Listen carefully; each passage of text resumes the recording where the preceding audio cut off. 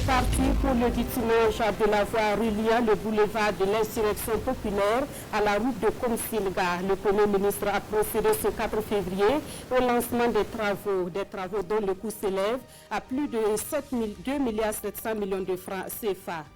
Et puis cet autre chiffre dans un tout autre domaine, plus de 6 milliards de francs CFA sont destinés à soutenir l'employabilité des jeunes et des femmes au Burkina Faso. Ce financement sous forme de prêt est acquis grâce au Fonds Khalifa des Émirats Arabes Unis. Dans l'actualité également, l'ambassadeur de Chine échange avec la presse burkinabé sur le coronavirus. Le diplomate chinois donne le bilan de la maladie qui a déjà fait plus de 300 morts et indique les mesures draconiennes prises par son pays face à l'épidémie. Vous en aurez des détails complets dans cette édition. Dans le Haut-Bassin, comment évoluent les travaux d'aménagement hydro-agricole au barrage de Samandéni? C'est pour trouver réponse à cette question que le ministre de l'Eau et de l'Assainissement a effectué une visite sur le site. Le point de l'évolution à suivre dans les dernières minutes de ce journal.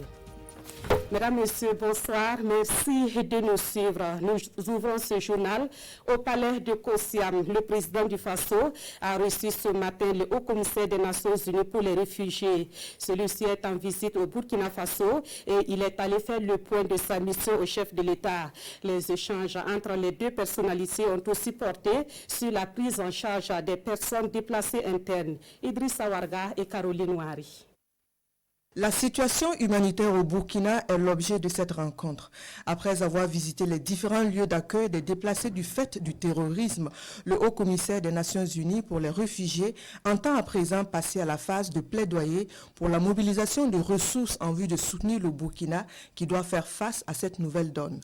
Les besoins sont très urgents et ce n'est pas seulement les déplacés qui ont besoin d'aide, mais aussi ceux qui les hébergent.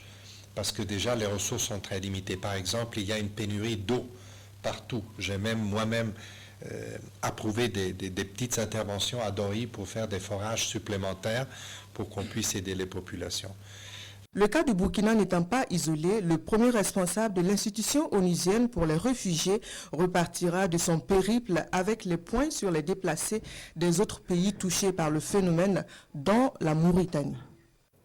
À l'agenda également de la visite du haut-commissaire des Nations Unies pour les réfugiés, l'inauguration du nouveau bâtiment de la Commission nationale pour les réfugiés. Le siège de la CONAREF a été réhabilité à hauteur de 80 millions de francs CFA grâce à l'appui du Haut-Commissariat des Nations Unies pour les réfugiés. La cérémonie d'inauguration est intervenue hier 3 février. Nongba Zouavia David Dabiri. Les agents de la CONAREF disposent désormais de locaux adéquats pour l'exécution de leur mission. Ce bâtiment R+1 abritant les services en charge de la gestion des réfugiés fait peau neuve. Coût de la réhabilitation, 80 millions de francs CFA, entièrement financé par le Haut-Commissariat des Nations Unies pour les réfugiés. Le patron de l'organisation s'en félicite. Je me réjouis beaucoup que cette inauguration se passe lors de ma première visite au Burkina Faso parce que ça marque, non seulement symboliquement, mais très concrètement, une collaboration très étroite entre le Burkina Faso et le Haut-Commissariat des Nations Unies pour les réfugiés. Le Burkina Faso compte à ce jour 25 000 réfugiés vivant sur son sol et 6 000 demandeurs d'asile.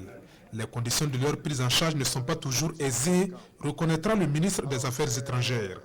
La mise à disposition de ce bâtiment et les commodités de travail qu'il offre sont une bouffée d'oxygène pour le personnel de la CONAREF. Et nous remercions généreusement donc le HCR pour ce don, cette aide qui permet à nos collaborateurs, les collaborateurs du ministère des Affaires étrangères qui sont ici et qui s'occupent des réfugiés de travailler dans de meilleures conditions. Alpha Bari et Filippo Grandi ont également évoqué la question des déplacés internes, un sujet auquel le HCR accorde la plus grande importance selon le responsable de l'action humanitaire. Filippo Grandi sera reçu en audience à Kosiam pour aborder la question. Leurs conditions ne sont pas si différentes de celles des réfugiés. Nous parlons justement des personnes déplacées internes pour lesquelles l'élan de solidarité se poursuit. Cette fois, c'est la communauté musulmane de Puitenga qui apporte son aide aux déplacés internes. Elle a mobilisé 47 millions de francs CFA pour acquérir des vivres et autres matériels au profit de ces personnes qui ont fui l'insécurité. Konsun Koulibaly et Tanga Kafando. Des tonnes de riz, de maïs, des nattes et autres matériels d'un montant d'environ 47 millions de francs CFA, c'est l'œuvre de la communauté musulmane de Puitenga au profit des personnes déplacées au Burkina. Un geste de piété, mais aussi une manifestation de sa solidarité au gouvernement dans le combat pour la résilience des populations en zone de crise. C'est vrai que la communauté musulmane a eu l'initiative, mais c'est toute la population de Puitenga qui a cotisé.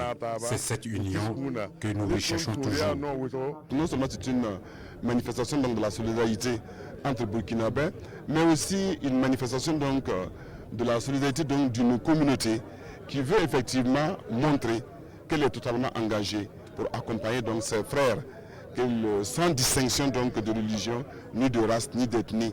Et c'est de cette façon donc que nous souhaitons que le Burkinabé puisse être. Et pour la bonne cause, la communauté musulmane a associé les autres communautés religieuses, un symbole de son engagement pour la promotion de la cohésion sociale et le vivre ensemble. C'est une preuve que ceux qui tentent d'opposer au Burkina Faso des Burkinabés entre eux, des personnes de religions différentes entre eux, c'est la preuve que c'est une entreprise vouée à l'échec parce que les Burkinabés sont ensemble unis, soudés, sans distinction ni de religion, ni de race, ni d'ethnie.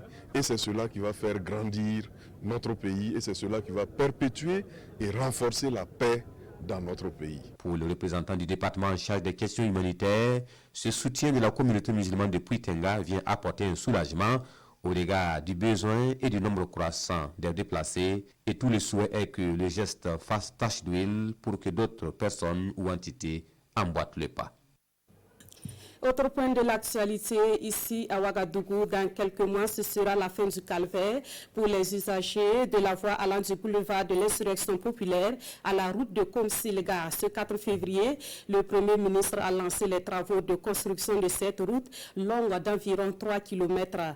Le financement est assuré par la Banque ouest-africaine de développement et le Fonds spécial routier à près de 2 milliards 700 millions de francs CFA. Amadou Ilboudo, Frédéric Etienne Bassenga. Dans 12 mois, les résidents des cités Azimo, Sokojib et Tamouaga verront leur souffrance allégée. Le Premier ministre Christophe Dabiré lance les travaux de la rue qui traverse leur quartier et qui relie le boulevard de l'Insurrection à côté de l'hôtel Palace à la route de Komsilga, juste au niveau du 75e anniversaire des Assemblées de Dieu. La réalisation de cette route va nous éviter les maladies, notamment la toux. Nos enfants seront également à l'abri des maladies. Que Dieu les aide pour qu'ils puissent continuer de nous aider. Longue de près de 3 km, cette route sera réalisée par l'entreprise Globes Construction. Elle est financée par la BOAD et le Fonds spécial du Burkina à hauteur de près de 2 milliards 700 millions de francs CFA. Ces travaux concerneront donc le nettoyage de l'emprise, le déplacement donc la réservation des réseaux, l'exécution du déblai, la mise en œuvre des remblais ordinaires, la mise en œuvre de la couche de fondation en gravelé latéritique naturelle, la mise en œuvre de la couche de base en gravelé latéritique naturelle améliorée ou concassée, la mise en œuvre de la couche de roulement en béton bitumineux. Le béton bitumineux, c'est ce que vous aimez. C'est ce que le gouvernement de Roch Kaboré aime. Le Premier ministre se félicite des travaux entamés dans les grandes villes du Burkina. Pour lui, c'est la preuve que malgré tout, le peuple burkinabé est debout. C'est l'occasion pour moi de saluer la vision que le président du Faso a pour le développement économique et social de ce pays. Il a mis l'accent sur le développement des infrastructures routières, qui sont des infrastructures structurantes pour notre économie.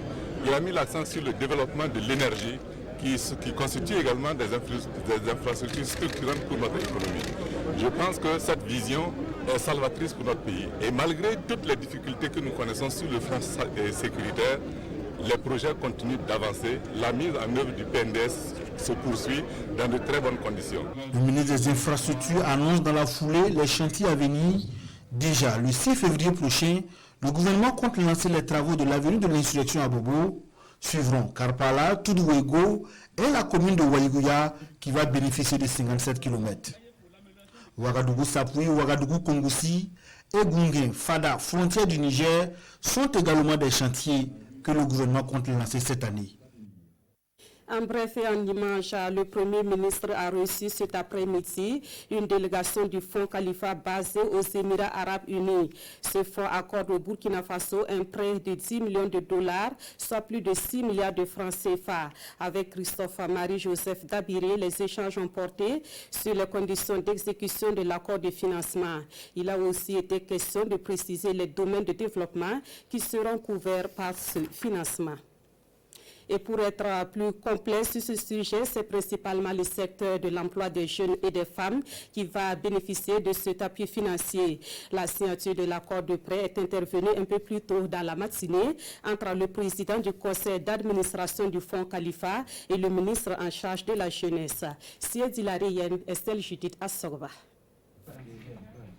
Ces signatures et échanges de notes marque ici la phase de concrétisation des engagements pris par les Émirats Arabes Unis à l'endroit du Burkina Faso en avril dernier lors du premier voyage du président du Faso aux Émirats Arabes Unis.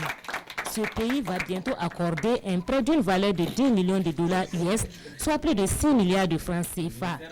Sur cette somme sera appliqué un taux d'intérêt de 2%, remboursable sur 22 ans, avec un différé d'amortissement de 5 ans.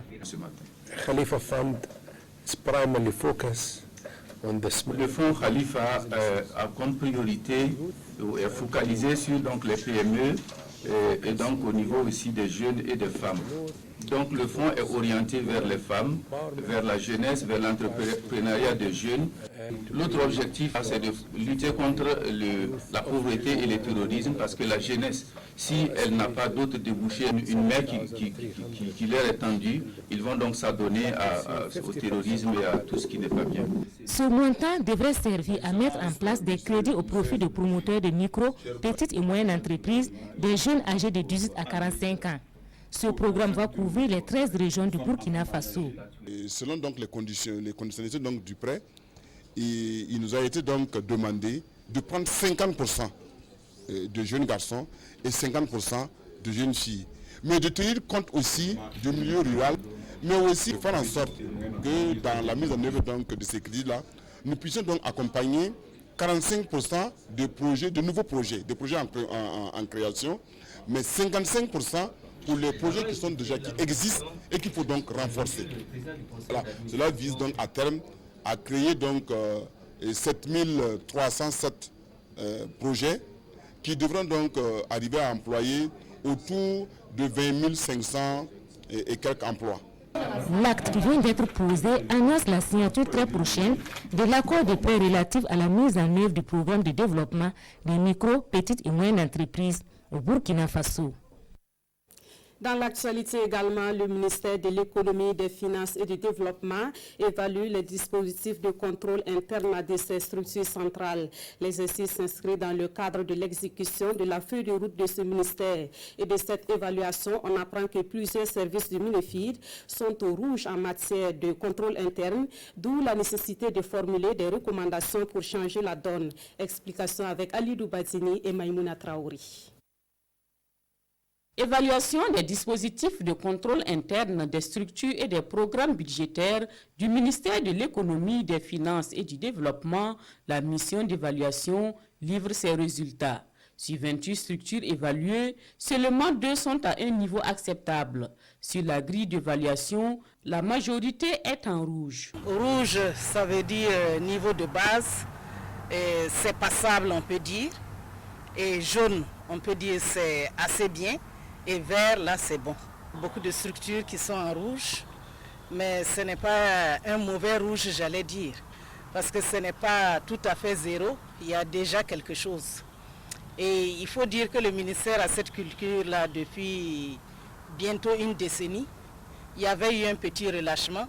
Je pense que c'est ce qui fait que beaucoup de structures sont en rouge. L'évaluation a permis au ministère de faire l'état des lieux du contrôle interne existant dans chaque structure et programme budgétaire et de mettre en exergue les forces et points d'amélioration dans les dispositifs de contrôle.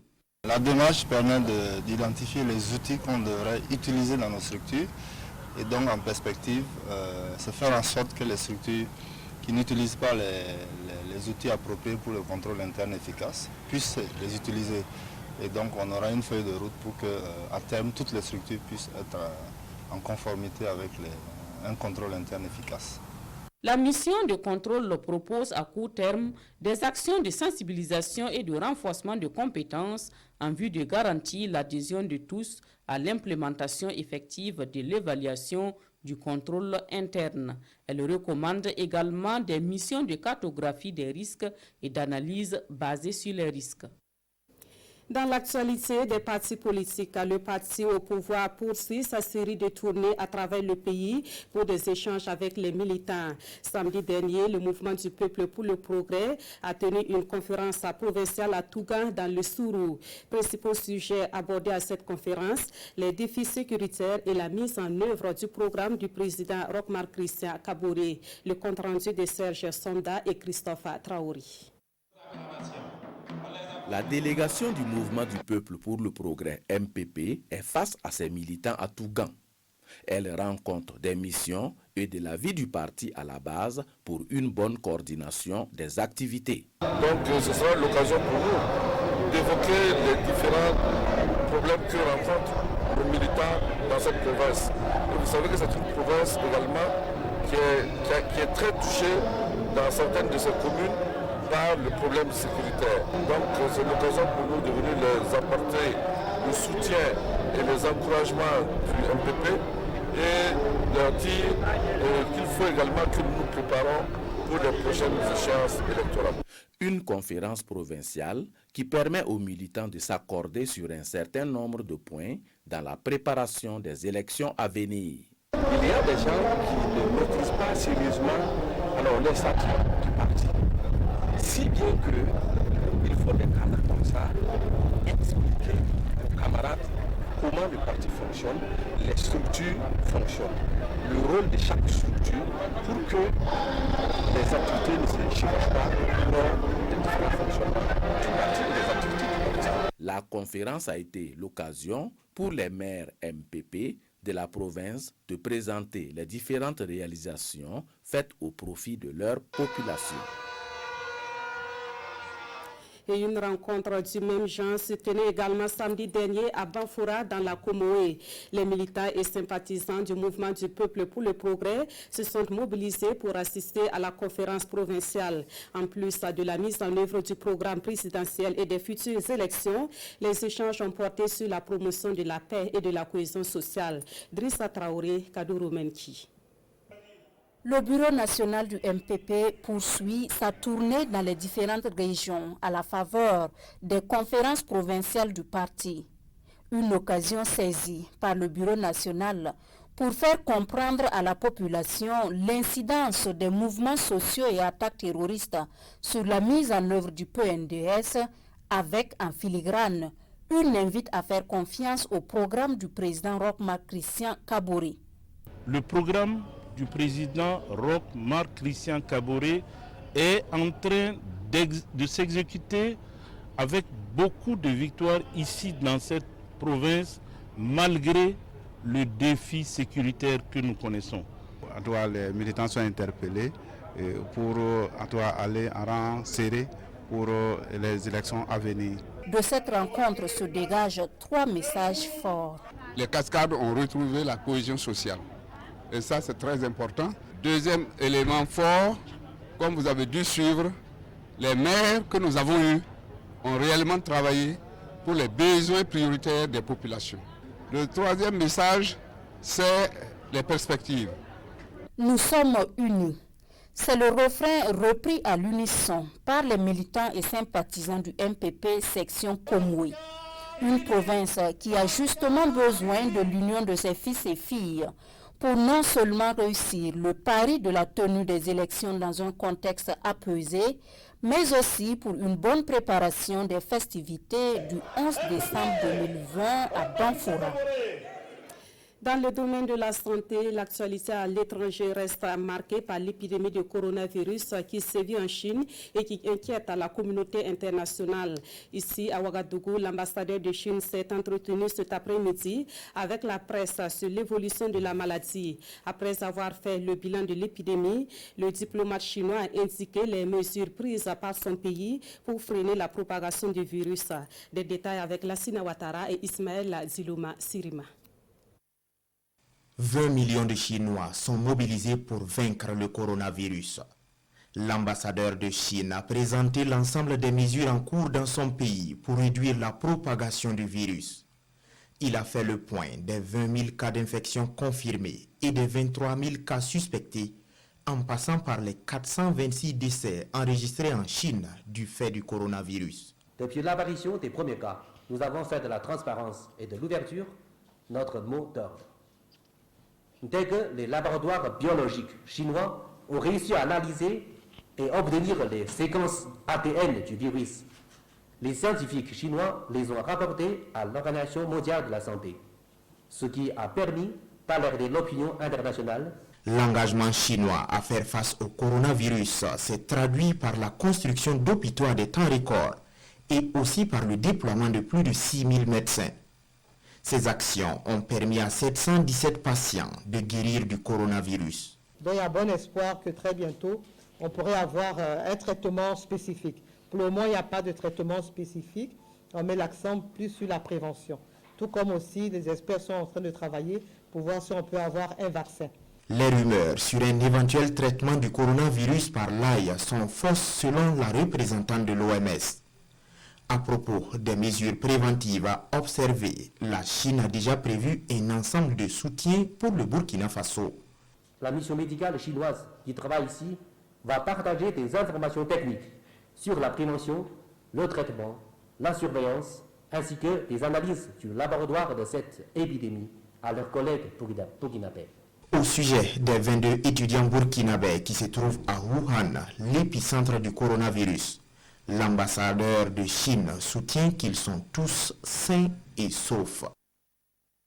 Pendant ce temps, les chercheurs sont à pied d'œuvre dans l'espoir de trouver un vaccin contre la maladie. C'est une véritable course contre la montre pour stopper la propagation de l'épidémie. L'autre aspect à craindre, c'est la mutation du virus qui pourrait devenir plus virulent.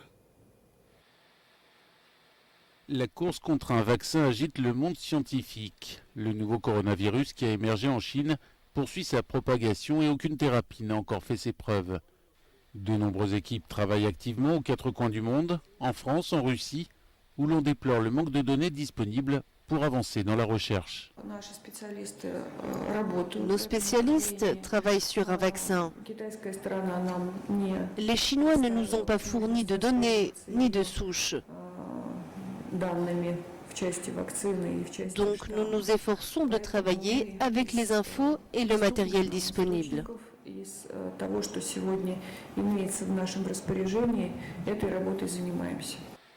Tous les indices convergent une nouvelle fois pour faire de la chauve-souris l'autre réservoir du nouveau coronavirus. Le coronavirus est passé de la chauve-souris à l'homme. Une fois transmis à l'homme, le virus déclenche immédiatement l'épidémie. Comment ce coronavirus de la chauve-souris est-il parvenu à l'homme? Il a suffi d'une seule mutation, d'un seul processus dans une certaine protéine à un moment donné, dans ce grand génome. Et si le nouveau coronavirus s'étend en Europe, le rythme de croissance reste très limité. Les risques d'épidémie sont même relativement faibles, selon les autorités sanitaires entendues lundi par le Parlement européen. Il existe une probabilité de modérée à élevée de voir d'autres cas importés au sein de l'Union européenne. Si les cas sont détectés à temps et que des mesures de prévention et de contrôle appropriées sont mises en œuvre, en particulier dans les établissements de santé, la probabilité d'observer d'autres cas de transmission interhumaine au sein de l'UE est estimée de très faible à faible.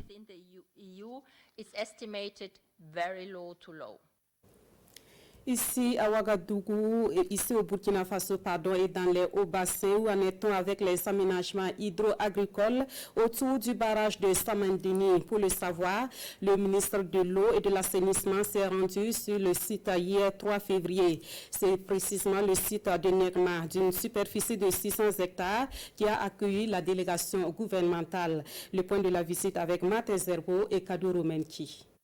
Petit à petit, le site d'aménagement hydro-agricole de Niegema prend forme. Surface nivelée. Piste d'accès au périmètre réalisé. Pour les techniciens en charge des aménagements de ces 600 hectares de terre, le plus gros du travail est déjà effectué.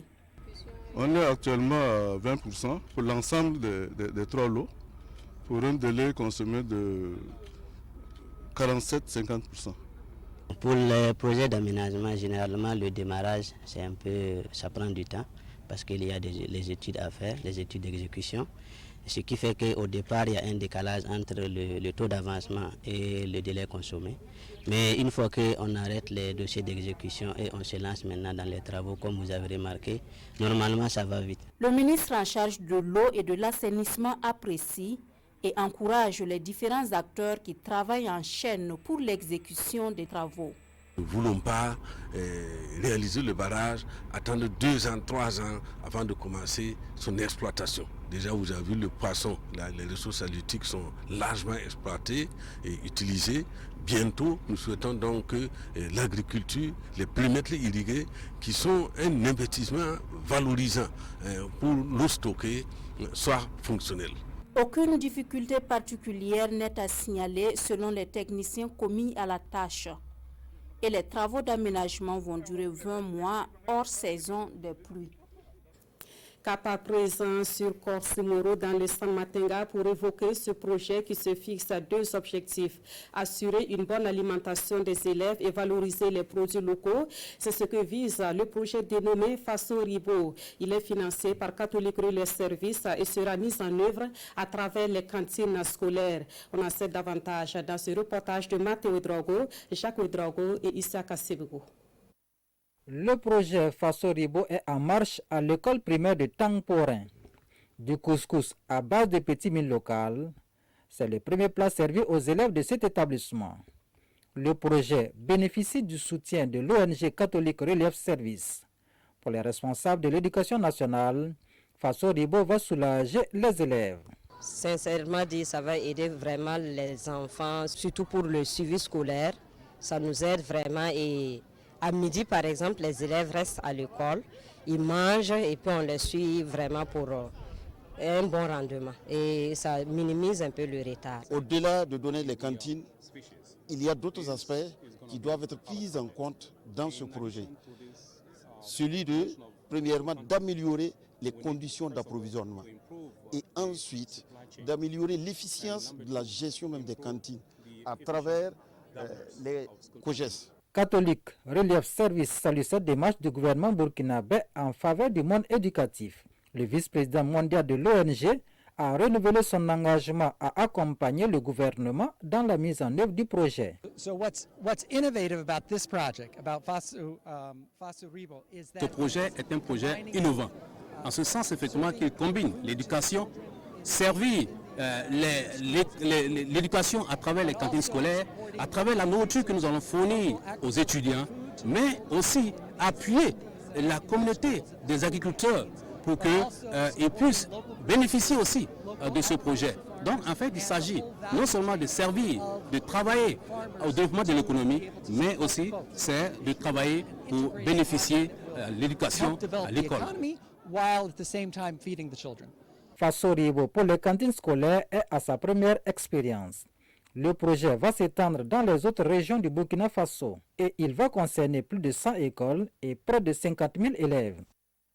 Et c'est la fin de ce journal. Merci de l'avoir suivi. Le prochain rendez-vous de l'actualité sur nos antennes, c'est à 22h30 dans une présentation de Mounir Akiri. Merci de votre fidélité au programme de la RTV.